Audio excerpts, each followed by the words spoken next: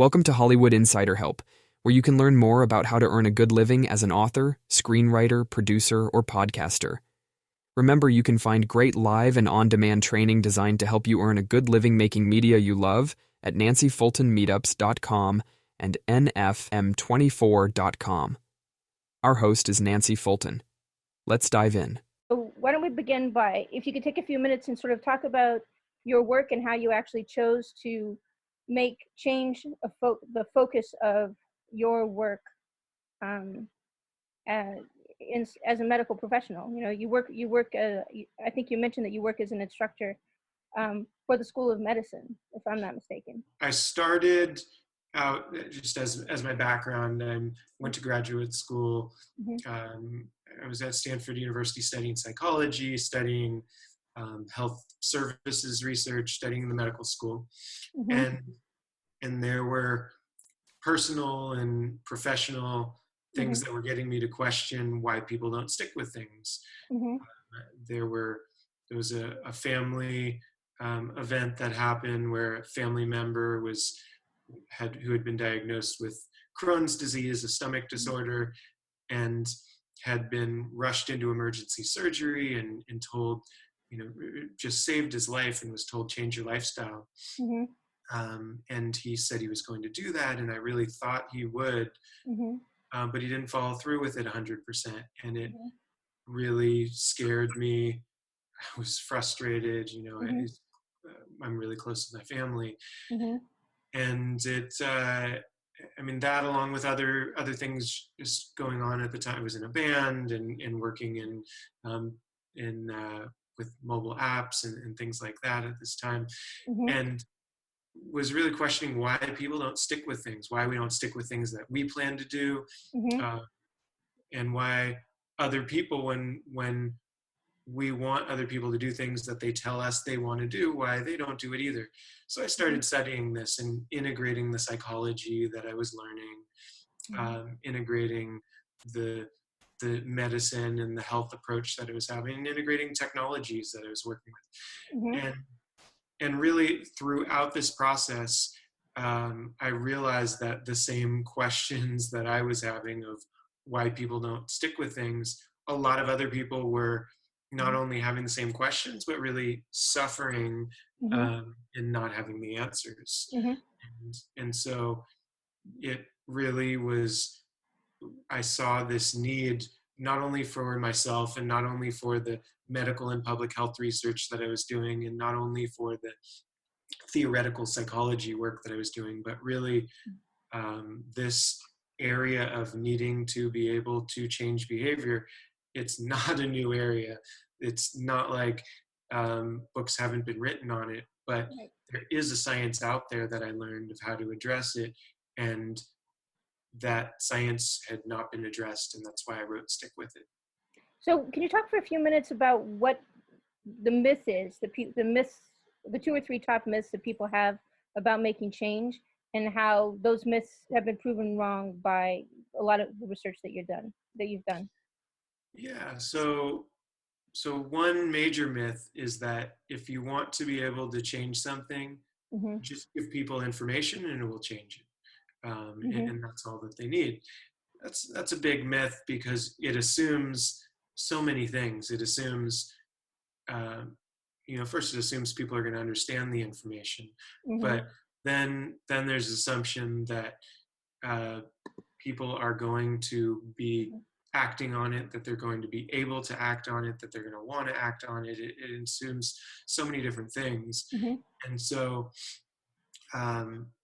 that's one myth.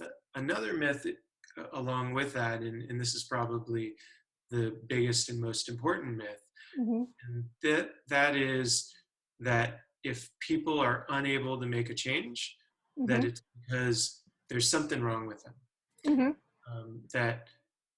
That if I want to be able to exercise more and I can't do it, and I just I do it for a few days and then I stop, that it's because I'm lazy, or because I'm not motivated, or because I lack discipline. And that's what we're taught to think about people, about ourselves and about others, that if we or others aren't doing things that we're supposed to be doing or we want to be doing, that it's because of some internal personality thing that's wrong with us. And we're taught to change that. We're taught to become like other people who are able to do this, become a new person. So so people look at Richard Simmons and how much he loves exercising and let's exercise together. And they'll say, well, if you aren't exercising, it's because you're not motivated to do it. And then the conventional wisdom tries to get people motivated, get people inspired so that they can become like Richard Simmons. But we can't change who we are. First of all, we can't really change much of who we are. Second, it makes us feel badly about ourselves to tell ourselves, or for other people to tell us, or for us to think that we need to change who we are, that we're not right as people, we need to become new people, and it just makes the problem worse. And then third, it's not the correct science. We actually don't need to change who we are as a person. We shouldn't try to change who we are as a person. We just need to make little tweaks in our lives, and by making those tweaks in our environment, in our behavior, things like that, we can actually have profound effects on change and be able to change things. So so far is education. If you give people education, that'll change things sometimes, but no, that's a myth that it will do it completely. That's all that's needed. That change who you are as a person, no, that's a myth. Don't change who you are as a person, change your process for doing things. And there are a lot of other myths, that if people are incentivized, if they have financial incentives, if you pay people to do things, they'll do it. That's clearly doesn't always work, and there's even a threshold of income. So there are a lot of myths out there, and that's why this is such a big industry and a self-help industry, that people go from self-help book to self-help book, or from motivational speaker to motivational speaker, because there's really been no solution to this area. And so what we're taught to think, and all we can achieve, all we're taught that we can achieve, is to feel motivated to make change. So let's go to a motivational speaker who's going to pump us up and get us excited about doing things, but how long will that last? Just a temporary emotion. And so then we need to go to another one or another book.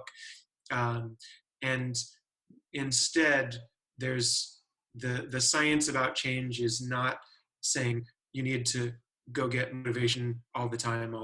It's just about making tweaks in your process, and then you can stick with things you want to do.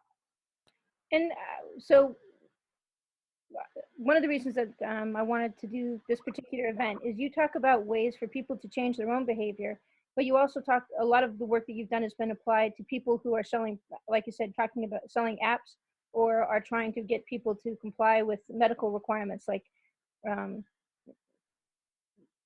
were talking about AIDS prevention, but that's one of the things you talk about in the book, but you also talk about, the stuff can also be applied to things like diabetes or heart disease, where you have to make changes in your lifestyle, changes in your diet, as well as your exercise patterns. So you don't just talk about how to change, an individual can change themselves. The book actually does talk about the fact that it's possible for businesses and for healthcare workers and for others to create pathways, straightforward pathways for change. Can you sort of talk for a few minutes about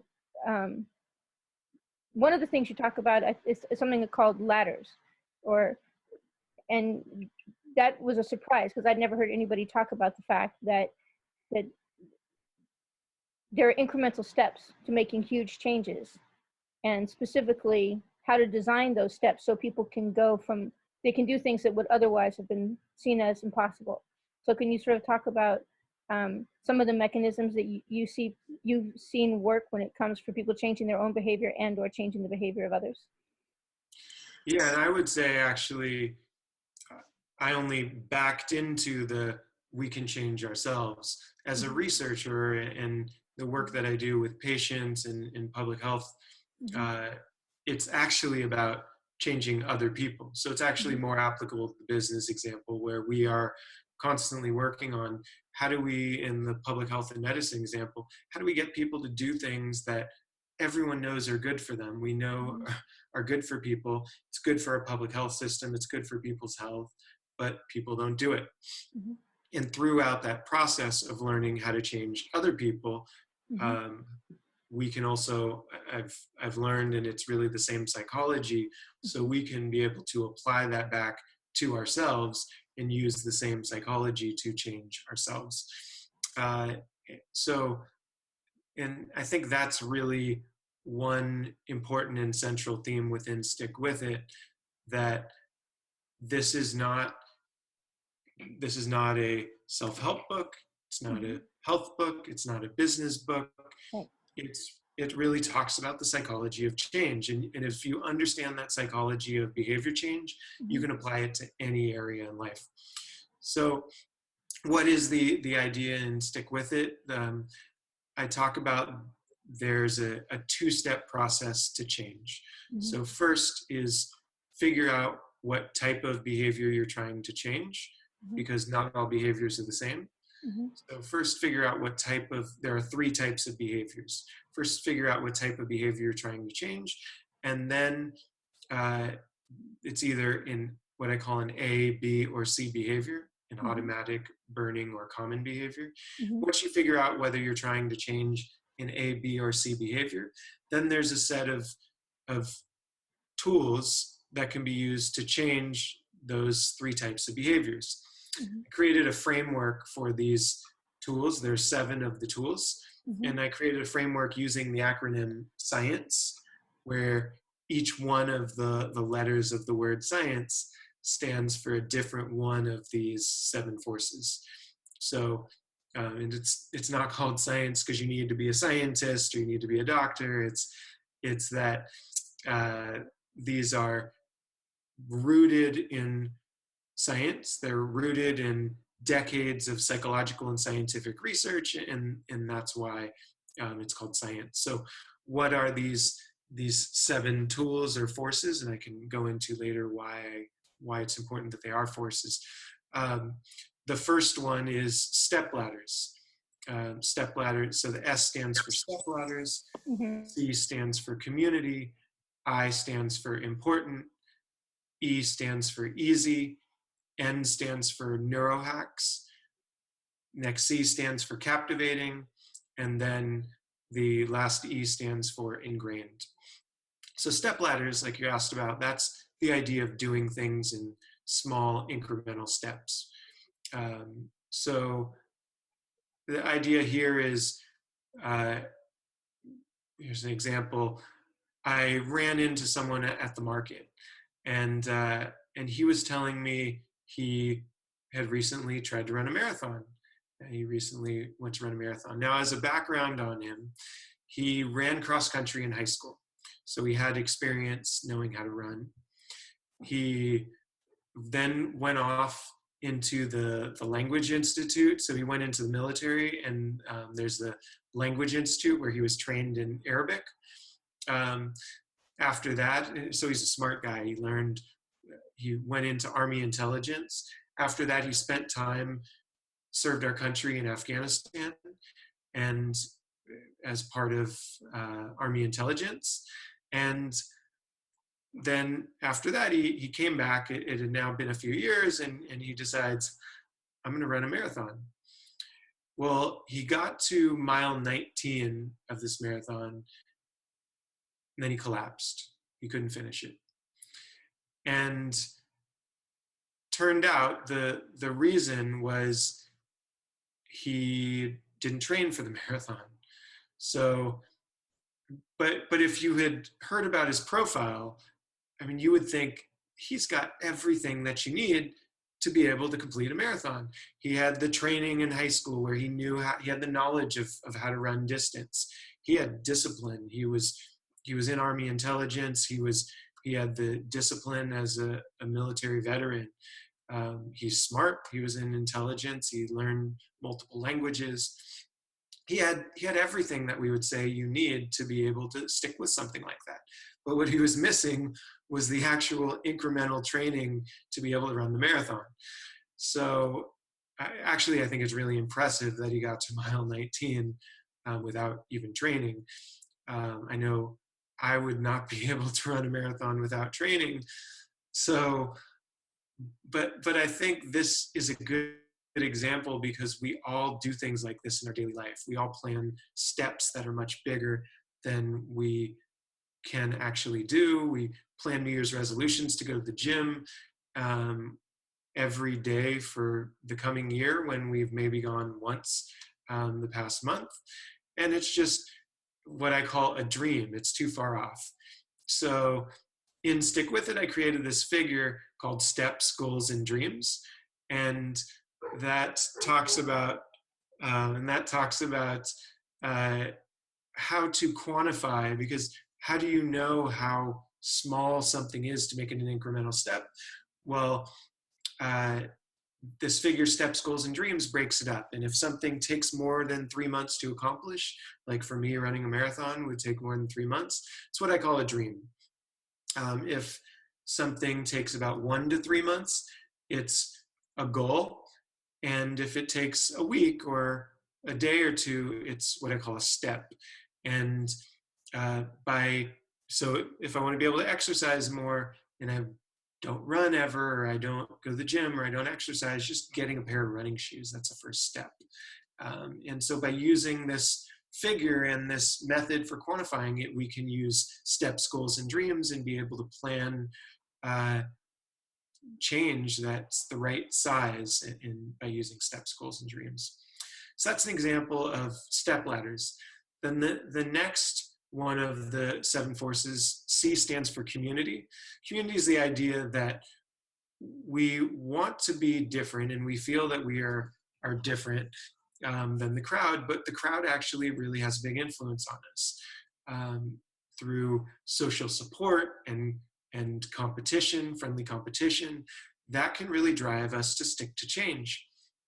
So this idea of community, we've really leveraged this in our HOPE interventions, like you talked about, with whether it's HIV or with opioid and chronic pain patients.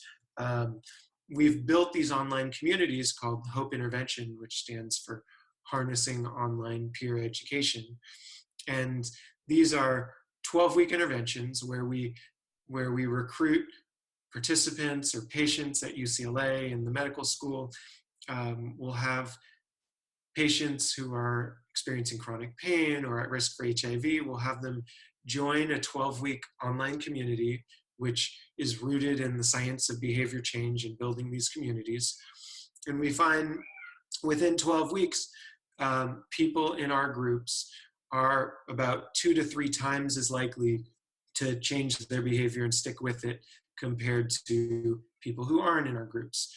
And so it really leverages the force and the science of community.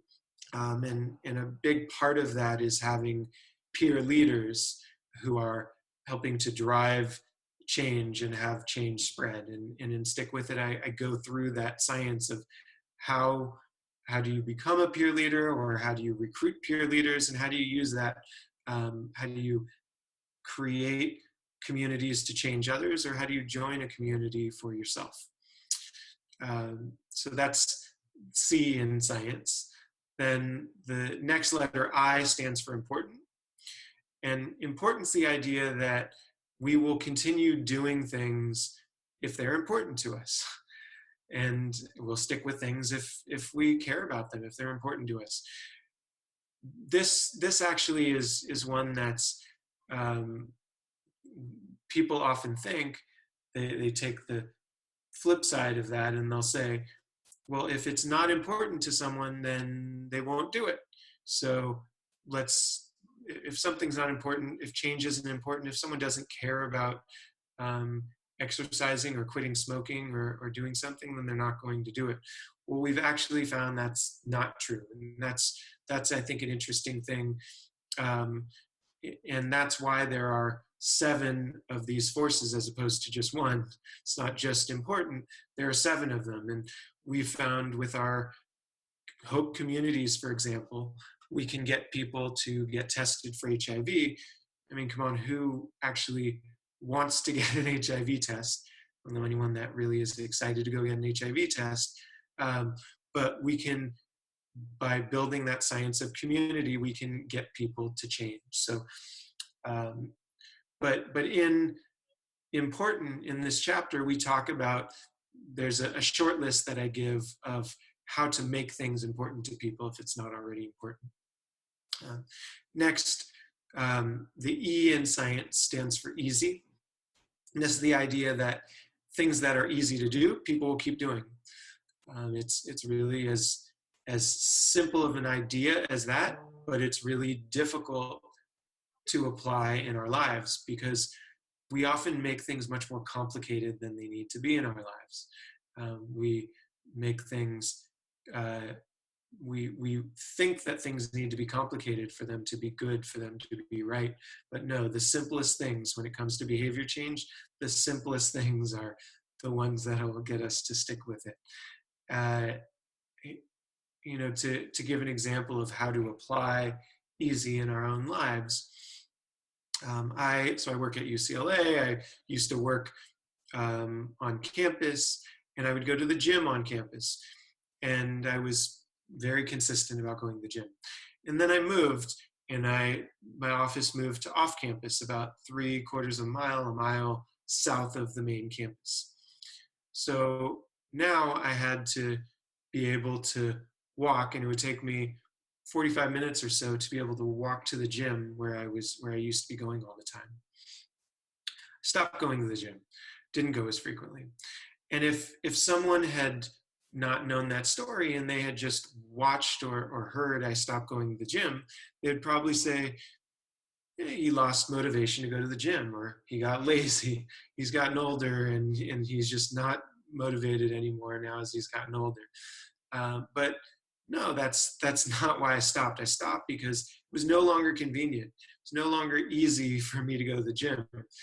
So what I did was I switched that, and I changed gyms. So I now go to the gym right across the street from my work, and I bring my gym bag to work with me everywhere I go, so that when I leave work and I'm on the way to the parking lot to my car, I have to pass by that gym. And I'm holding my bag and I see the gym. And so it's almost easier for me to go into the gym and go exercise than it is for me to keep on walking and go to the car. That's a way that you leverage the force of easy and can make things easy for ourselves. Next, N stands for neurohacks. Neurohacks is what we were talking about at the beginning. Neurohacks are, I created this term to mean ways to do a quick mental shortcut to change our brain and get us to think and act in ways we've never been able to before. So neurohacks are, if you've heard of or thought about epiphany moments where people just decide, I'm changing, I'm never doing this again. And sometimes it works. That's because they've created a neurohack. So there's a classic story of Benjamin Franklin and a neurohack that he did. He was running for his second term as a clerk, and he needed to get votes, but there was someone who was a rival who didn't like him, and he needed this person's vote, and he needed the person's approval. So what was he going to do? Well, he realized that this man was a collector of rare books. And so he realized, okay, I'm going to turn this into a neurohack. I'm going to ask the man to borrow one of his really rare books. And when he returns the book, or when he gives me the book, first he's going to be flattered by this request, which is what happened. So he asked the man to borrow the book. The man is flattered that Benjamin Franklin knew he had this rare book. He's flattered that he's asking for the rare book, and so he gladly gives it over. He's excited to share it with him. Benjamin Franklin keeps it for a week and sends the book back with a nice thank you note, really appreciative that he was able to lend the book to him. And now this simple event of just asking the man to borrow this rare book and then sending a thank you note back to him, it changed forever the way the man thought of Benjamin Franklin, created a neurohack, and made the two of them become friends, not just temporarily, but they stayed friends for life. Benjamin Franklin won him his friendship, won the clerkship, got his votes. Now, how did it work? Why was this a neurohack? Because by asking for this book, borrowing it, and then giving the thank you note, Benjamin Franklin had changed this person's mind. We say change starts in the mind. We're taught change starts in the mind, but he couldn't just tell the person to think differently. That didn't work. But by changing the person's behavior, he got him to think differently.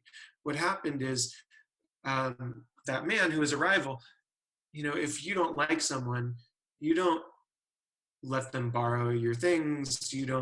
They don't send you thank you notes for that's things that friends do. And so what it got him to do was rethink his whole perception of his identity as someone who is not friends with Benjamin Franklin, who doesn't like Benjamin Franklin. Changed his identity and got him to realize, I must be friends with him, I must like him, otherwise I wouldn't have lent him this book and he wouldn't have given me this thank you note. That's an idea and the power behind a neurohack. Next, C stands for captivating. And captivating, these are captivating rewards.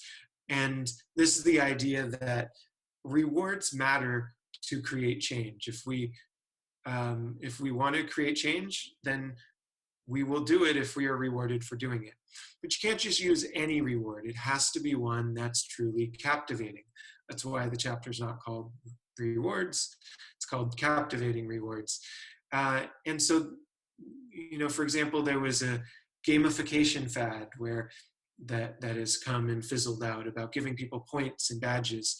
But not everyone, points and badges don't resonate with everyone.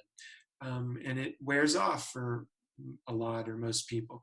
So you really got to figure out, and it goes back to important, what's important to people, what motivates them, and that's the reward that can be really captivating. Finally, E stands for ingrained. Ingrained is the idea that when you do things over and over and over again, they become ingrained in your brain and they're easy to do. It becomes a routine. So Barack Obama was known for wearing the same clothes all the time, the same outfits, or eating the same food at lunchtime so we could save time for decisions about the country. Mark Zuckerberg, he supposedly has 20 pairs of the same shirt so he can save time for work. Writer Ernest Hemingway was known for writing every day in the morning. If you make a routine out of something, you'll be more likely to stick with it. It saves time on your brain, saves energy, and allows you to stick with it. So those are the 7 forces behind lasting change. And then whether something is in A, automatic, B, burning, or C, common behavior will determine which of those 7 forces we should use. So another thing I found interesting in reading the book is that you had a line where you talked about the fact that what people think is important is not what you mean by the word important. And so there are a lot of terms in the book that when you read the book, you come up with a new definition that's actually kind of more related, more important to the science of change. Like just a moment ago, you talked about captivating and figuring out exactly what is captivating and how to marry the captivating reward with the behavior you're trying to reinforce, and specifically tying that into the notion of having a step ladder. or a set of goals that are very narrow, so that you actually create a series of rewards that will, when you're doing something hard, so that every day or two, or every 2 or 3 days, you're actually giving yourself a reward for making progress toward a goal. And you talked about the fact that that's the same thing you do when you're trying to change the behavior of other people, that you're, the captivating reward of the payoff has to come on a regular basis, and it has to be relevant to the thing, the change that they're trying to make. Do I understand that correctly? Yeah, the captivating reward, the idea behind the captivating reward, it's rooted in, goes back. This idea of captivating really goes back about 75, almost 100 years, to psychology research that was done on cats and rats by behaviorists, where it's been extrapolated to say people are like cats and rats, and that's why it's not just rewards, it's captivating rewards, because a lot of the science has been misinterpreted. So the idea is, what they were able to find, these behaviorists, they weren't very animal friendly, and they would trap a cat in a box, and then the cat when the cat would escape from the box, they'd reward the cat, and that was a way of teaching the cat how to get out of the box. Well, so what they learned was that if you reward animals, animals will learn how to do things. And people are the same way, but you can't just give any reward. For the cat, getting out of the box was a huge reward in and of itself. The cat didn't want to be there. And so being able to get out of that box was a big reward. Well, for people, going back to a points or badges example, you can't just give people points or badges and expect that will create change, because the analogy is the feeling that the cat got from getting out of the box is not equal to the feeling a person gets when they get 5 points for doing something. So the reason why it's captivating rewards and needs to link back to what's important is that we need to, as much as possible, try to, if we want to motivate ourselves or motivate others, we have to use the equivalent type of reward that the cat felt when it was free and not trapped in a box anymore. So, and that's kind of an interesting thing when you're trying to reward people for behaviors that are associated with something as complex as choosing to get HIV tested, or choosing to reduce the amount of sugar that you eat in your diet, or conforming to your diet, or when you talked about your friend that had to make significant life changes because they'd gotten a whole new health complaint that totally was going to remake their life. Like every moment of your life is all of a sudden, the older you get, the more you and people end up being the guy that gets heart disease, and all of a sudden their diet completely has to change, and that's impacting every single minute of their day. So coming up with a reward that sort of gives them the payoff, and ingraining that behavior over a long period of time. So the repercussions of your work are pretty profound and it seems to be effective at making people make those kinds of changes. And I think it has a lot to do with captivating rewards, doing that calculation, like what's going to make this worth your while, Yeah, and change is not easy. This is not something where I want to say, stick with it as the solution. It's an easy solution. It's not an easy solution. Unfortunately, it's not just a pill that's going to magically make everything change in your life, but it is a blueprint, it is a recipe, and it will make people be able to stick with things that they haven't been able to do. It obviously requires work on the individual, but we haven't had that science before to even know how to do it. And so it provides the science behind how to do it, but change is difficult, but it's doable, it's possible. And we've shown that in our studies where consistently we're able to help people to change their behaviors, to improve their lives, to be healthier by integrating the science together. So you've actually, you mentioned in the book that you have received more than $10 million of grants and financial investment in the development of this methodology. And can you talk about some of the companies some of the companies and some of the organizations that made those investments and sort of what their goals were? Because that's interesting to me that they would think it was important enough to spend $10 million on. Yeah, so our biggest funder is the National Institutes of Health, where they care on the National Institutes of Health funds research. They fund all kinds of researchers, a lot of health and medical researchers, and their goal is really to understand, to study how to understand and improve the health of Americans. And that is, and the rest of the world. And this is, a central mission of theirs. And so when there is a pressing public health problem, they want to be there to help fund innovative research behind it. They've been so generous with our research and our work and so helpful. I would not have I'm so fortunate, the work that I do, the career that I have, and I would not have it without the help and support of the NIH.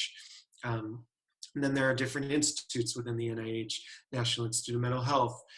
They fund our HIV work and our drug, some of the drug work and mental health work. There's National Institute on Drug Abuse. They fund our research on opioids. There's National Institute of Allergy and Infectious Diseases. They fund HIV work. National Human Genome Research Institute. Now I feel like I just have to keep on naming. I don't want to leave them out. Well, you also you also mentioned you also have big tech companies like Facebook and you have big. Facebook, Intel. That's an interesting thing. So, and the interesting thing is that you wouldn't think that. Actually, I'm just going to take a step back. So when you're using this to treat drug addiction, are you using it to treat the psychological addiction that comes after the physical addiction is over? So let's say that I've been taking opioids, and I've finally gotten off the opioids from a physical standpoint. I'm not in withdrawal. So are you focusing on creating change in that time afterwards, so that they stay off the opioid? Yeah. So stick with it can really be applied to any type of behavior. So it could be applied to any of those situations where we've focused we've just completed a study and we're just analyzing the results of it. And this was with chronic pain patients. So these are UCLA patients who are on chronic opioid therapy. They've been prescribed opioid therapy by their doctor, and they've been on it for at least 3 months and experiencing chronic pain, and they are at risk for addiction and overdose. So then the goal of it is, given this high risk sample, this high risk group of patients who are at risk for addiction, at risk for overdose, can we be able to leverage the science, this HOPE community, to be able to get them engaged, talking about their pain, talking about chronic pain, create an outlet for them where they don't typically have one. There's a question here. Yeah. I'll answer this question. The question is, why might one find discipline easy in one part of life that most others find difficult, like exercise, but can't necessarily transfer that discipline to other areas? Why might we find discipline easy in certain areas but not others? Might it have something to do with immediate rewards as opposed to delayed gratification? Okay, yeah, good question. We often find that we're able to so there's a friend of mine who's a film person, and he said, I'm really good at the part of the book that's about personal behaviors like exercising. That really doesn't resonate with me as much as how to be able to get myself to stop procrastinating, or to get the film people that I work with to show up on time, things like that. We often find we are good at doing some things and not as good as doing other things. Turns out that the psychology behind all of that is pretty much the same. And so what we can do is look into our own lives of what is it that makes us good at doing some things, and then we can reproduce that environment in other areas. So if you're disciplined about, going back to the gym example, if you're disciplined about going to the gym, what is it that allows you to be able to go to the gym all the time? Maybe it's like in my case, I said I go to the gym across the street from me, and I always have a gym bag with me. So if you want to apply that to some other part of life, which may be difficult, let's say stopping procrastinating, then the science is making it easy to stop procrastinating. Let's say if I am procrastinating on writing something, then have that, if I write using a word processing program, have that word processing program up on my screen with no other software applications on the screen. That makes it easy for me to focus on it. So we can apply that same science in multiple parts of our lives, across areas of our life, and that's really the idea behind Stick With It, that we can take this recipe, this framework, this process, and instead of trying to change who we are as a person, change the process. So with that, I will wrap up, and I'll say that I just want to thank you, Nancy, thank everyone, and feel free, everyone, to get in touch with me. You can, obviously, I hope if you like this and if it was helpful, you'll go get Stick With It. You can get it on Amazon. You can get it at your local bookstore. It was a #1 Wall Street Journal bestseller. So it's really got a lot of traction, and you can tweet at me at Sean Young PhD, or on my website at SeanYoungPhD.com.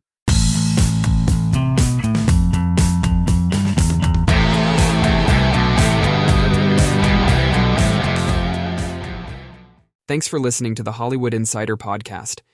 If you have questions you'd like answered, guests you would like to suggest, or topics you'd like us to cover, please email Nancy at nancyfultonmeetups.com. If you like what you hear, please click to follow the podcast and give us a kind word in the comments. If you find our thoughts and suggestions help you, please share our podcast with other creators who need help. We love being of service to creative minds.